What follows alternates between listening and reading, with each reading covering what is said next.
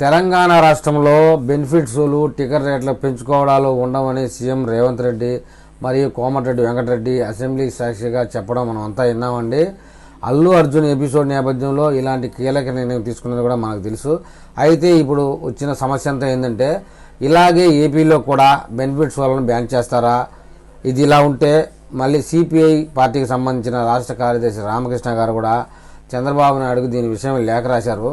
మీరు తెలంగాణలో లాగానే ఏపీలో కూడా రేట్లు పెంచడం, బెనిఫిట్స్ వాళ్ళకి అనుమతులు ఇవ్వడం చేయొద్దని చెప్పి ఆయన సలహా ఇచ్చారు. అయితే దీనికి సామాన్య ప్రజానీకం నుంచి కూడా సానుకూల స్పందన వచ్చింది.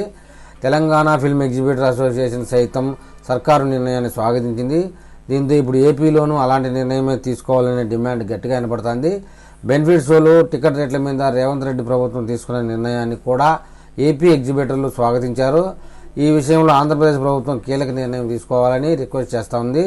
ఇక AP BJP floor leader Vishnukumar కూడా అతను కూటమి ప్రభుత్వంలో సభ్యుడే అయినా కూడా రేవంత్ రెడ్డి నిర్ణయాన్ని సమర్థిస్తూ అంటున్నారు.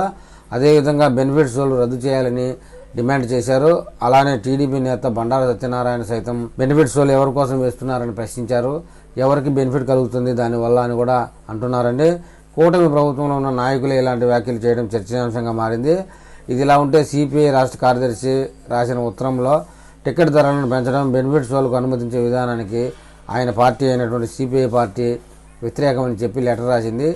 అయితే సినీ రంగానికి తలొగ్గి దేశంలో ఎక్కడా లేని విధంగా టికెట్ల ధరలను విపరీతంగా పెంచుకునేందుకు, బెనిఫిట్స్ వాళ్ళు వేసేందుకు పర్మిషన్ ఇవ్వడంపై విమర్శలు గుప్పిస్తున్నారు.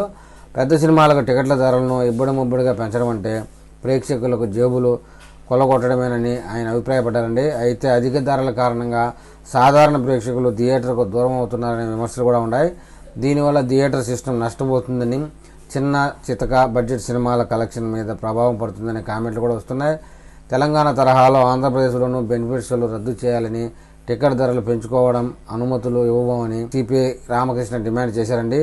మరి ఏపీలో ఈ విషయమై అతి త్వరలో అంటే జనవరి 1వ తేదీ లోపల ఏదో ఒక నిర్ణయం తీసుకోవాలని సినిమాకు సంబంధించినటువంటి పెద్దలు ఆంధ్రప్రదేశ్ ప్రభుత్వాన్ని కోరుతున్నట్లుగా సమాచారం.